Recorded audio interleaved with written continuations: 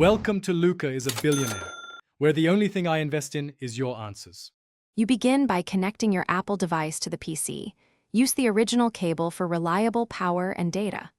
Once connected, unlock the device and tap Trust when prompted so the PC can access files.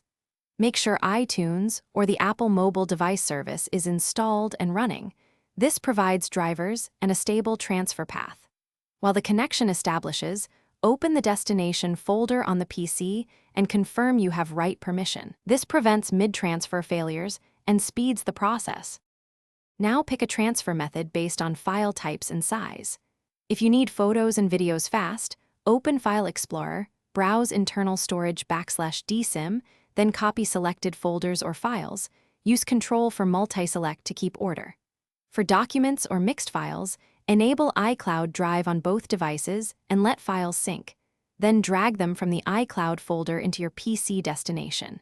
If you prefer wireless local transfer, use a web-based tool like Snapdrop.